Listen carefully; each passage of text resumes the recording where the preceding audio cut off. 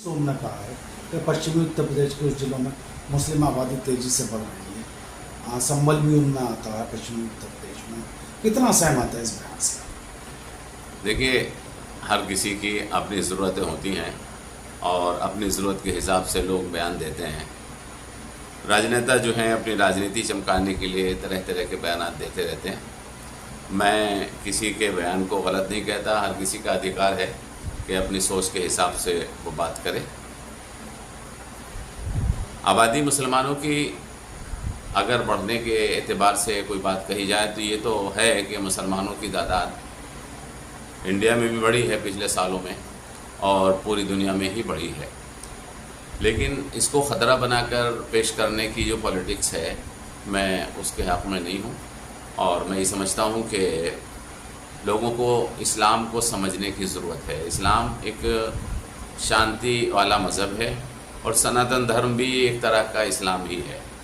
तो इस्लाम में और सनातन धर्म के अंदर कोई टकराव नहीं है, लेकिन राजनेता लोग यहाँ पर उसको टकराव की शक्ल में पेश करते हैं और अपनी राजनीति का लाभ उठाते हैं।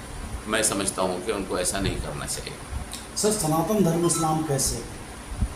असल मैंने पूरा इस्लाम का अध्ययन भी किया हुआ है और सनातन धर्म को भी मैंने पढ़ा है। हाँ, आपने ये पूछा कि सनातन धर्म इस्लाम कैसे है, इसलिए कि एक ईश्वरवाद इस्लाम है और सनातन धर्म में एक ईश्वरवाद है, इसलिए कि अवतारवाद इस्लाम है और सनातन धर्म में अवतारवाद है, इसलिए कि प्रलोक के ऊपर विश्वास ये इस्लाम है जिसको हम आखिरत पर यकीन कहते हैं और सनातन धर्म में वो भी है। तो बेसिकली कुछ हो सकता है कि इबादत के तरीक़े मुख्तलिफ हों, लेकिन जो उनकी मान्यताएं हैं इस्लाम में वो तमामी मान्यताएं मौजूद हैं। लिहाजा इस्लाम सनातन धर्म का एक मॉडर्न एडिशन है, हम ऐसा मानते हैं।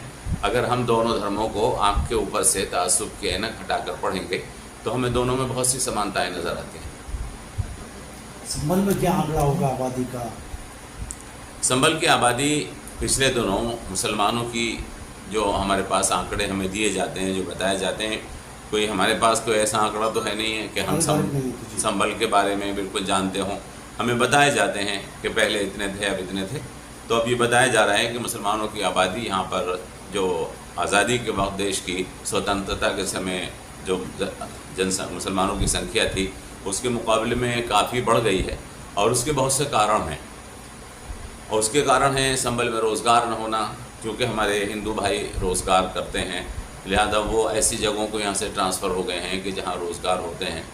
और यहाँ पर उसके कारण हैं संबल के अंदर यानी कुछ बार बार दंगे और फसाद होना, उसकी वजह से भी बाज़ ऐसे लोग यहाँ से चले गए हैं कि जो यहाँ पर अपने बच्चों के लिए यानी ये चाहते थे कि सुकून मिले। संबल एक कारण है उसका, यहाँ एजुकेशन का कोई अच्छा इंतज़ाम ना होना, कोई बड़ा इंस्टीट्यूट ना होना। अब तो यहाँ 1-2 स्कूल खुल गए हैं, अब से 20 साल पहले संबल में कोई एजुकेशन नहीं थी।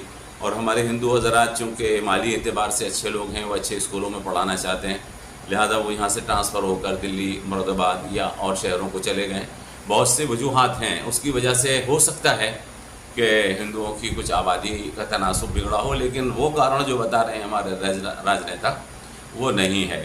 हिंदू हज़रात से हम प्रेम करते हैं, वो हमसे प्रेम करते हैं और हम दोनों एक साथ में बैठकर एक थाली में बैठकर आज भी खाते हैं। संबल के हिंदू और मुसलमान आपस में नहीं लड़े हैं।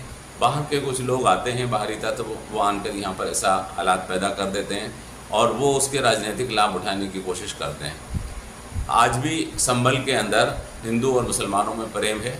मैं आपको बताऊं, संबल के अंदर जब यहाँ पर ज़िला मुख्यालय की तहरीक चल रही थी, बहुत से मेरे हिंदू साथियों से मेरा संपर्क हुआ और आज तक है और हमारे दरमियान में कोई ऐसा यानी विवाद नहीं पैदा हुआ कभी भी। मैं उनके घर जाता हूँ, वो मेरे घर आते हैं, हम बैठते हैं, तो मैं नहीं देखता कि उस समाज के अंदर हमारे लिए कोई नफ़रत हो या हमारे समाज में उसके लिए। हम दोनों एक दूसरे के साथ प्रेम से रहते हैं, जिसको बहुत बार कोशिश की गई है कि नुकसान पहुँचाया जाए, लेकिन हम इतने मजबूत हैं कि इसको कभी कोई नुकसान नहीं पहुँच पाएगा।